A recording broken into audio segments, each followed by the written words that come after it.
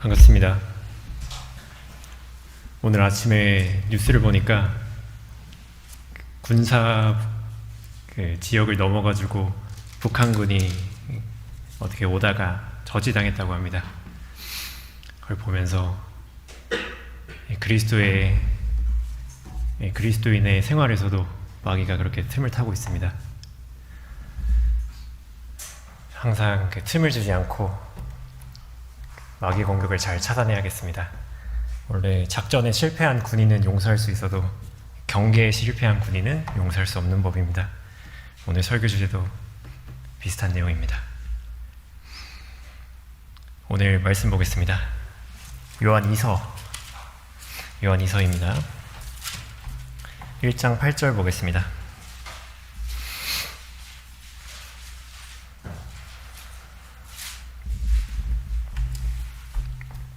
요한2서 1장 8절 한 구절 보겠습니다. 제가 한번 읽고 다 같이 한번 읽겠습니다. 너희 자신을 돌아보라. 이는 우리가 이루어 놓은 것들을 잃지 아니하고 온전한 상을 받으려는 것이라. 너희 자신을 돌아보라. 이는 우리가 이루어 놓은 것들을 잃지 아니하고 온전한 상을 받으려는 것이라. 아멘. 오늘 말씀의 제목은 안전불감증입니다. 2017년 영국의 한 건물에서 늦은 새벽 시간에 냉장고가 폭발하여 작은 화재가 일어났습니다. 그 화재가 발생한 집의 주인은 별일이 아니라고 생각하고 초기 진압을 제대로 하지 않았습니다. 그러나 화재가 생각보다 더 커지자 그제서야 짐을 싸고 이제 대피를 하기 시작했어요. 더구나 이 불씨를 더욱 키웠던 것은 그 건물의 건축사가 건축 비용을 절감하기 위해서 값이 저렴하지만 화재에 취약한 건축 자재를 사용했다는 것입니다. 게다가 화재에 취약하다는 전문가들의 말을 무시하고 스프링클러 같은 안전장비를 제대로 확충하지 않았다는 것이 드러났습니다. 그렇게 불은 순식간에 번졌고 15분 만에 24층의 건물이 완전 전소했습니다. 이 사고를 더욱 비극적으로 만든 것은 그 건물에 거주하던 사람들이 화재 경보를 들었음에도 별일 아니라고 생각하여 신속하게 대피하지 않았다는 사실입니다. 결국 이 사고로 72명 사망, 74명 부상. 이 사건은 런던 그ren펠 타워 화재 사고입니다. 이 사고는 여러 원인이 복합적으로 작용한 21세기 영국 최악의 화재 참사가 되었습니다. 이 참사를 한 단어로 요약한다면 안전불감증이라는 단어가 가장 잘 어울릴 것 같습니다. 화재 발견자도 건축사도 거주자들도 전부 위험한데 위험을 느끼지 못하는 그 안전불감증에 빠지고 있었던 것입니다. 이런 안전불감증은 그다지 멀리 있는 것이 아닙니다. 우리가 거리에서 런던 그ren펠 타워 화재보다 훨씬 더 강력한 이 지옥불을 경고해도 아무도 중요하게 생각하지 않습니다. 그리고 그런 일은 일어나지 않을 것이고 설령 일어나더라도 자기에게는 닥치지 않을 거라고 생각하죠.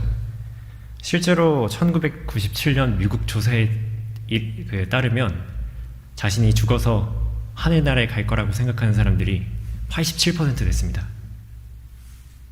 사람은 다 그렇게 사는 겁니다. 우리 그리스도인은 지옥에 갈 염려도 없고요.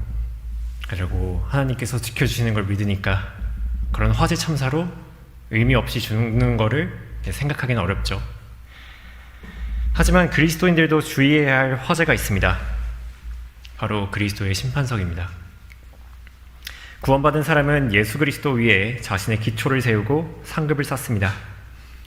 고린도전서 3장 12절에 이제 누구든지 이 기초 위에 금이나 은이나 보석이나 나무나 지피나 그루터기로 지으면 각 사람의 일한 것이 나타나게 되리니 그 날이 그것을 밝힐 것이라.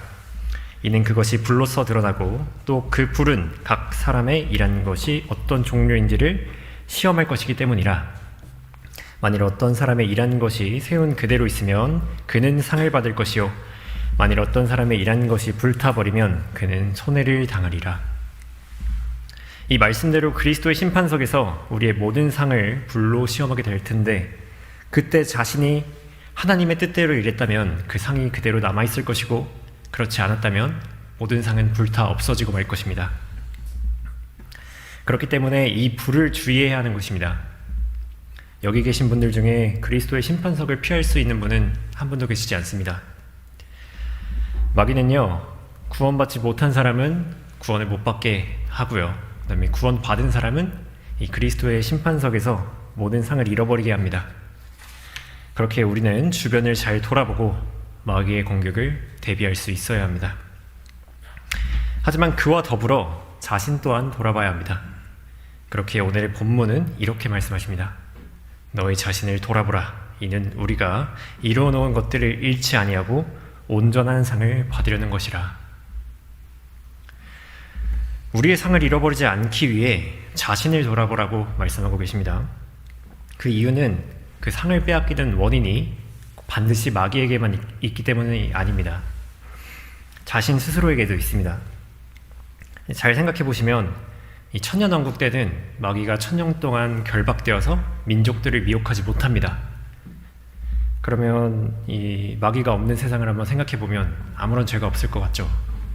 근데 마태복음 5장에서는 천년왕국에서 지켜야 할 법이 나옵니다. 왜 법이 나올까요?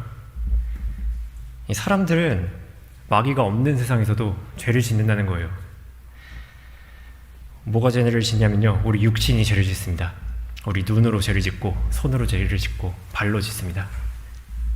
그러면 마귀가 없는 세상에서도 죄를 짓는다면 마귀가 있는 지금은 어떻겠습니까? 더 그렇죠. 심지어 그 위대한 사도 바울마저도 생각으로는 하나님의 법을 섬겼지만 육신으로는 그 죄의 법을 섬겼습니다. 우리도 우리의 혼은 구원받았지만 구속받지 못한 우리의 육신을 입고 있는 이상 언제나 자신을 돌아보고 상을 지켜야 합니다. 혹시 우리도 상이 다 타버리는 화재 사고를 앞두고 아무런 위기의식도 느끼지 못한 채 영적 안전불감증 상태에 있지는 않은지 잘 생각해 봐야 합니다. 이런 영적 안전불감증에 노출된 성도가 있다면 지금 말씀으로 경각심을 가져보겠습니다. 나를 돌아봐야 할 때는 첫 번째로 흘릴 눈물이 없을 때입니다. 이 성경은 그리스도인으로서 마땅히 가져야 할 감정들이 있다고 말씀하십니다. 먼저는 기쁨입니다. 빌립보서 4장 4절에서는 주 안에서 항상 기뻐하라. 내가 다시 말하노니 기뻐하라 라고 말을 하고 있습니다.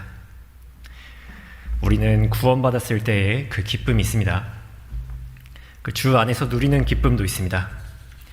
주의 법에 있는 즐거움도 있죠. 우리는 항상 이런 기쁨을 누릴 수 있어야 합니다. 그렇다면 슬픔은 어떠합니까? 이 죄의 괴로움으로 인한 심판도 있고요, 슬픔도 있고요, 사랑하는 형제 자매의 탈선을 보고도 슬퍼할 수 있습니다. 이 말고도 십자가의 원수들에 대한 분노, 하나님에 대한 두려움 등등이 있겠죠. 이 모든 것이 그리스도인으로서 마땅히 가져야 할 감정들입니다. 그리고 이런 감정들이 격해지면 눈물이 나기 마련입니다. 요셉은 그의 형제들과 아버지를 제외했을 때 반가움에 스스로를 억제하지 못하고 큰 소리로 울었습니다. 이스라엘 민족은 에스라가 율법책을 낭독할 때 죄에 대한 회개로 눈물을 흘렸습니다. 예수님은 진노의 잔을 앞두시고 눈물로 하나님께 간구를 드렸죠. 땀이 핏방울처럼 될 정도로 아주 극심하게 통곡하셨습니다. 이처럼 우리도 아주 기쁘거나 아주 슬플 때 마땅히 눈물을 흘려야 합니다.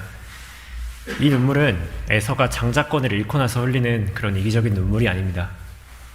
이 그리스도인으로서의 정말 숭고한 눈물이죠. 아일랜드 속담 중에서 이런 말이 있습니다. 흐르는 눈물보다 고통스러운 것은 흐르지 않는 눈물이다. 그렇다면 그렇게 울어야 할 때 여러분께서는 흘릴 눈물이 있으십니까? 저도 하나님을 믿고 나서 흘린 눈물이 몇 번 있습니다. 킹제임스 성경을 통해서 하나님께서 지금까지 살아계셨음을 저에게 증명해 주셨을 때 버스 아니었는데도 눈물이 흘렀습니다. 그리고 하나님께서 제가 슬픔 가운데 있을 때 이사야 49장 말씀으로 위로해 주셨을 때도 눈물이 흘렀습니다. 그리고 사랑하는 형제의 고난 가운데서 슬픔 가운데 눈물을 흘렸습니다. 여러분께서도 아마 전부 이런 경험이 있으실 겁니다. 하지만 어느 순간부터 이런 감정들이 무뎌지기 시작합니다. 눈물로 씨를 뿌려야 한다고 했는데 냉담으로 구령 모임에 참석하고 주님과 동행하는 기쁨이 없고 더 이상 말씀을 들어도 찔림이 없을 수 있습니다. 그저 감정 없는 기계처럼 교회만 왔다 갔다 하는 거죠. 그렇게 점점 감정 없는 맹목적인 신앙을 유지하게 되는 것입니다. 마치 예수님 사역 당시 바리새인들처럼 말입니다. 그들은 그 당시의 종교 지도자들이었는데 그들의 의는 얼마나 대단한지 예수님께서도 이렇게 말씀하셨습니다. 마태복음 5장 20절에 너희의 의가 서기관들과 바리새인들의 의보다 뛰어나지 못하면 결코 천국에 들어가지 못하리라. 바리새인들은 율법과 안식일을 아주 엄격하게 지켰고요. 금식도 자주 하고 11조도 잘 바쳤습니다. 그 당시 겉으로 내비쳐 보이기에는 아주 신실하고 위엄도 있고 영적 권위도 있어 보였겠습니다. 하지만 그들에게 부족했던 것이 무엇입니까? 마태복음 23장 23절에는 이렇게 말하고 있습니다. 위선자인 서기관들과 바리새인들아 너희에게 화 있으리라. 이는 너희가 박하와 아니스와 커민의 11조는 바치면서 율법과 공의와 자비와 믿음의 더 중요한 것을 빠뜨렸기 때문이라. 누가복음 11장 42절에서는 이와 더불어 하나님의 사랑을 빠뜨렸다고 말하고 있습니다. 단지 11조를 바치는 형식적 행위들보다 더 중요한 것이 있다는 겁니다. 하나님께서는 단지 형식적 행위와 구색을 갖추는 것을 바라지 않으십니다. 정말 중요한 건 그 사람의 마음입니다. 아무런 감정 없이 의무감이나 형식으로 이런 모든 일을 하게 된다면 우리의 상은 불타 없어지고 말 것입니다. 우리는 이러한 자신의 마음을 잘 돌아봐야 합니다. 성경은 다음과 같이 말씀하십니다.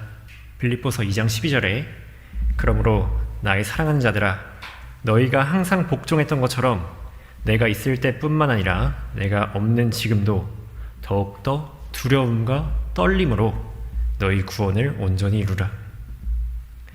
오해하실까봐 말씀드리자면 여기서 말하는 구원은 혼의 구원이 아니라 죄의 능력으로부터의 구원입니다. 쉽게 말하자면 우리 구원의 간증을 드러내라는 것이죠. 이 말씀처럼 우리는 우리 몸이 구속받는 순간까지 두려움과 떨림으로 젖어 있어야 합니다. 하나님을 향한 두려움, 첫사랑의 떨림이 사라지고 어느샌가 긴장을 늦추는 그때 우리는 스스로를 돌아보아야 합니다. 이 첫사랑을 저버린 에베소 교회는 예수님께 이러한 책망을 들었습니다.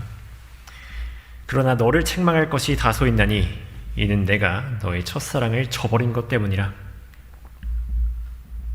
만일 첫사랑을 잃어버린 성도가 있다면 회개하고 자신의 첫사랑을 기억해야 할 때입니다. 그 방법은 그다지 어렵지 않습니다. 베드로서 1장 10절에는 이렇게 말씀하고 있습니다. 그러므로 형제들아 오히려 더욱 힘써서 너희의 부르심과 택하심을 확고히 하라. 너희가 이러한 것들을 하면 결코 실족하지 않을 것이요. 우리의 부르심과 택하심을 확고히 하면 결코 실족하지 않는다고 성경은 말씀하십니다. 우리가 어떻게 옛 죄들에서 깨끗하게 되었나, 예수님께서 나를 위해 어떤 죽음과 고난을 당하셨나 항상 기억하십시오. 눈물이 날 만큼 기억하셔야 합니다. 그렇다면 여러분은 결코 실족하지 않을 것입니다. 흘릴 눈물이 없을 때 이처럼 자신을 잘 돌아보아 상을 잃지 않는 여러분이 되시길 바랍니다. 나를 돌아봐야 할 때는 두 번째로 보이는 것을 신뢰할 때입니다. 고린도서 4장 보겠습니다. 고린도서 4장 18절 보겠습니다.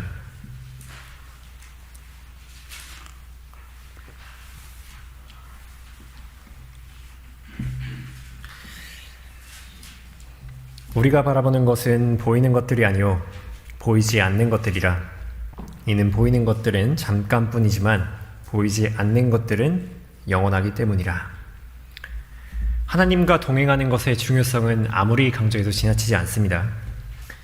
우리는 성경의 많은 인물들을 통해 하나님과 동행한 사람과 그렇지 않은 사람의 차이를 아주 명확히 알고 있습니다. 아브라함, 모세, 사무엘, 다윗 등등 하나님과 동행한 사람이 참 많습니다. 그 중에서 최고는 에녹입니다. 에녹은 300년 동안 동행했어요. 우리도 마땅히 하나님과 동행해야 합니다.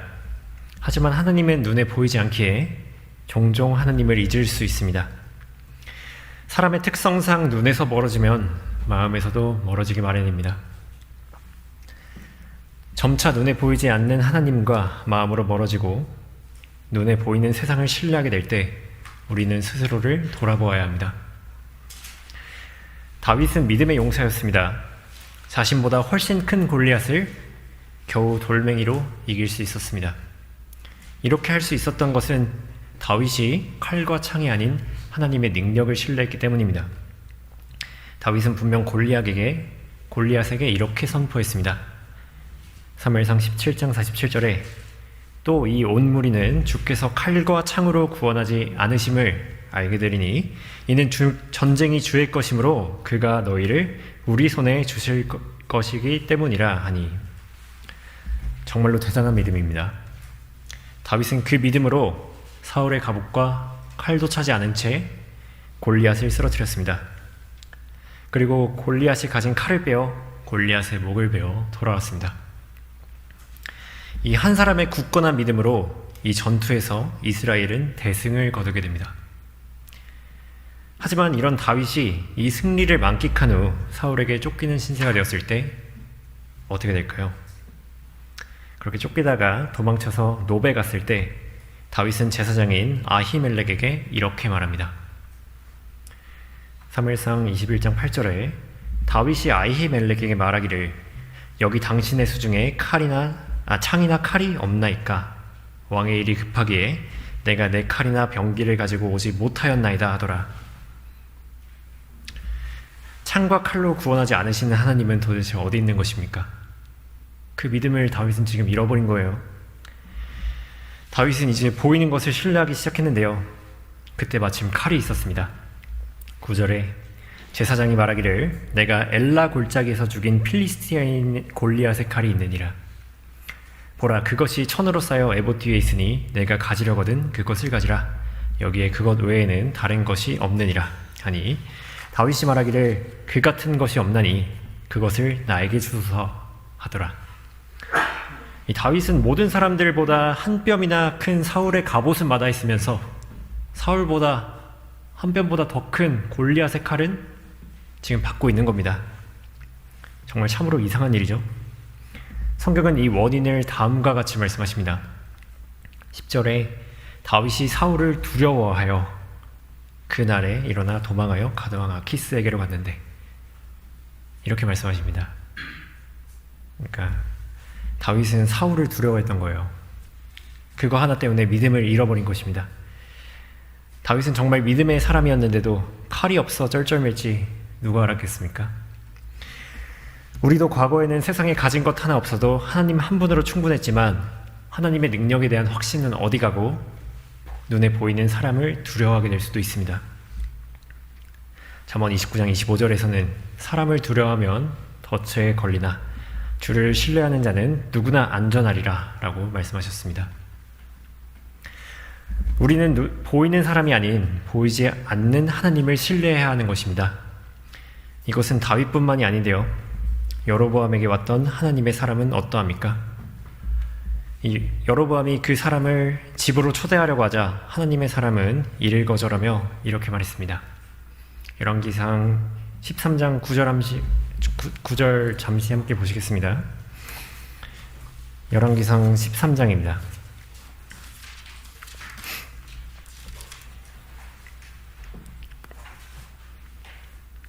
열왕기상 13장 9절 보겠습니다. 이는 주의 말씀으로 내게 그렇게 명하여 말씀하시기를 빵도 먹지 말고 물도 마시지 말며 내가 왔던 길로 돌아가지도 말라 하셨음이니이다 하더라. 이 하나님의 사람은 이때는 사람의 말이 아닌 하나님의 말씀을 신뢰하여 잘 따랐습니다.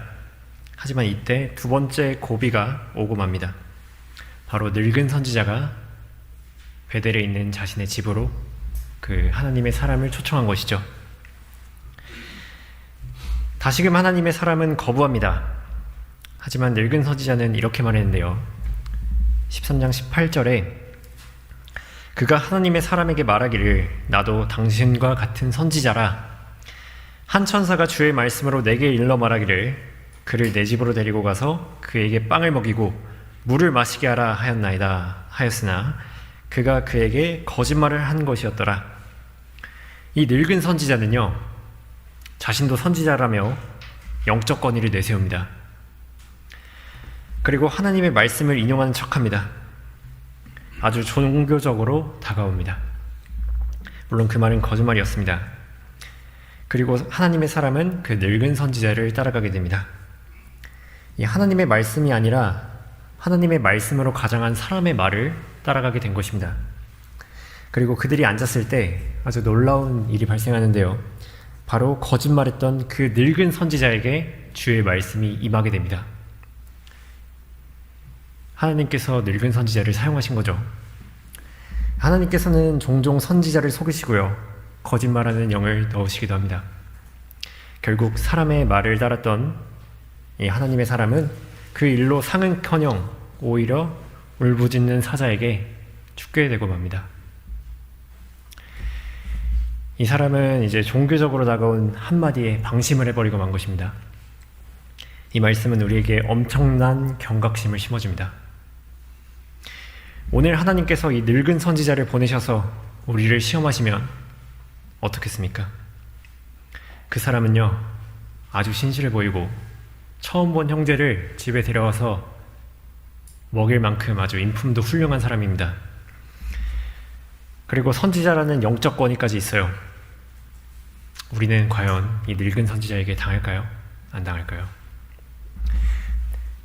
본인이 평소에 성경적 의문이 있으면 성경보다 러크만 주석사에 먼저 달려간 사람들, 그리고 성경대로 믿는 대열에 속한 사람이라는 이유만으로 마냥 무비판적으로 수용하진 않았나 한번 생각해 봐야 합니다.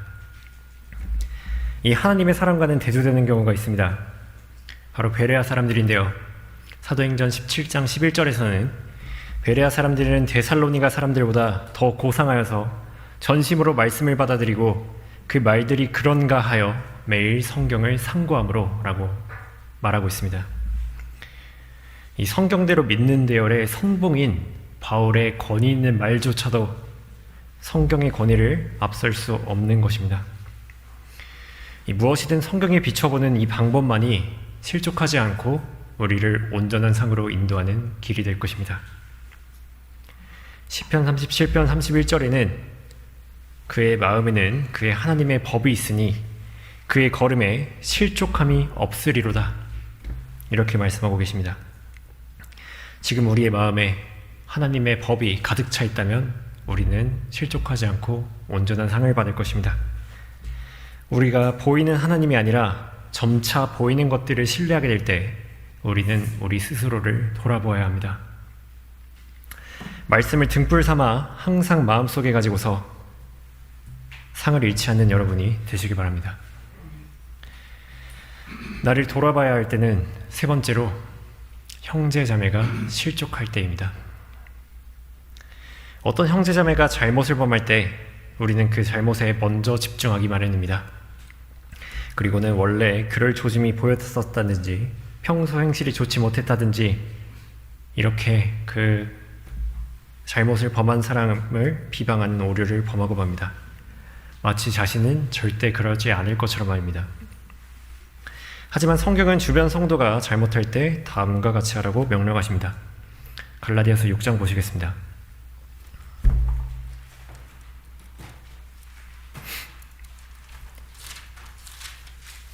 갈라디아서 6장 1절입니다.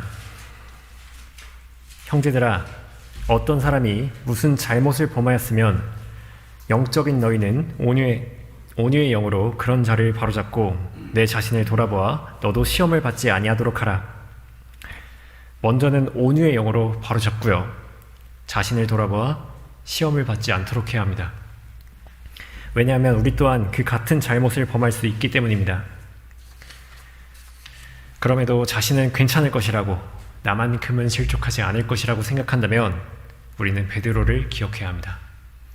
마태복음 26장 33절에 베드로가 대답하여 주께 말씀드리기를 설령 모든 사람이 주로 인하여 실족할지라도 나는 결코 실족하지 아니하겠나이다 라고 하니 예수께서 그에게 말씀하시기를 진실로 내가 네게 말하노니 오늘 밤 닭이 울기 전에 내가 나를 3번 부인하리라고 하시더라. 베드로는 나만큼은 괜찮겠지라는 안전불감증에 빠져 있었습니다. 그러니까 깨어 기도하라는데 잠을 자고 있었죠. 그리고 정확히 베드로는 예수님의 말씀대로 예수님을 3번 부인합니다. 베드로가 이 말을 한 시점은 같은 마태복음의 기록에 따르면 이미 예수님께서 유다를 배반할 자로 지정하신 이후였습니다. 다른 기록에는 제자들이 유다가 배반할지 몰랐다는 식의 내용도 있지만 적어도 베드로가 주님을 부인한 시점은 유다가 직접 찾아와서 예수님을 넘겨주고 난 이후입니다. 베드로는 이미 실족한 유다를 보고도 자신을 잘 돌아보지 못했던 것 같습니다. 그러니 시험에 빠지고 자신의 제자 지위를 상실하고 맙니다. 근데 이 베드로는 야고보와 요한과 함께 예수님께 총애받는 제자였습니다. 엘리트라면 엘리트인 거죠. 그 엘리트가 유다 다음으로 예수님을 부인한 것은 눈여겨볼 만합니다. 우리도 다른 교회들보다는 성경적 지식이 많이 있습니다. 그리스도인으로서 무엇을 해야 하는지 안 해야 하는지 명확한 지침도 있습니다. 고린도전서 8장 1절에는 우상들에게 바쳐진 것에 관하여는 우리 모두에게 지식이 있음을 알거니와 지식은 교만하게 하지만 사랑은 세워주느니라 라고 말씀하고 계십니다. 이 문맥상 이 지식은 우상들에게 바쳐진 것들에 대한 지식이죠. 우상은 아무것도 아니고 우상들에게 바쳐진 것을 먹어도 아무런 문제가 없지만 이 지식이 없는 사람들에게는 그 재물을 먹는 것이 양심에 거치는 것이 되는 것입니다. 어떤 사람은 모든 것을 먹을 믿음이 있지만 연약한 사람은 그렇지 않죠. 그리고 그 지식을 주신 이유를 알아야 합니다. 그 뒷 맥락을 보면 우리에게 자유를 주기 위함이지 판단하라고 주신 것이 아닙니다. 그렇게 이 지식으로 우상에게 바쳐진 재물을 먹지 않는 사람을 판단하지 말라고 성경은 경고하십니다. 로마서 14장 잠시 함께 보시겠습니다.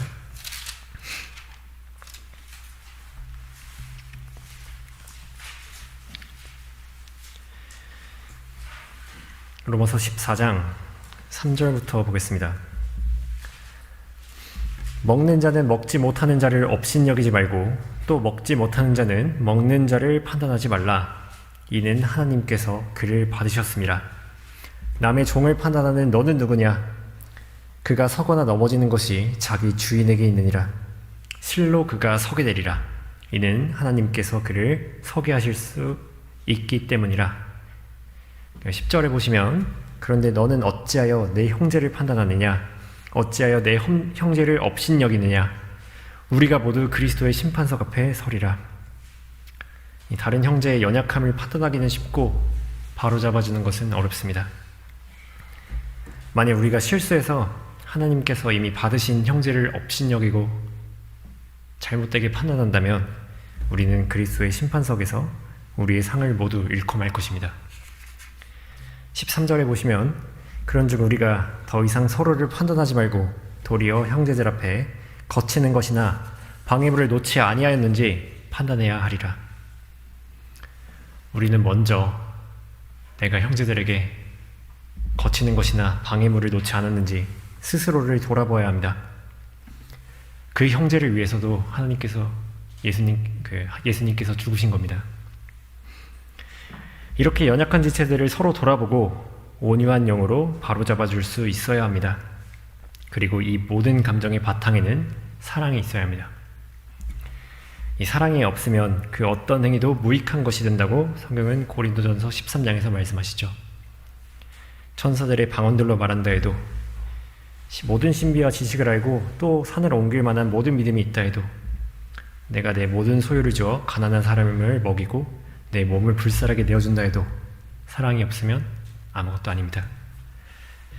이 엄청난 것들이지만 사랑의 동기 없이 한다면 우리는 그리스도의 심판석에서 아무것도 남지 않게 될 것입니다. 이에 대한 해답은 간단합니다.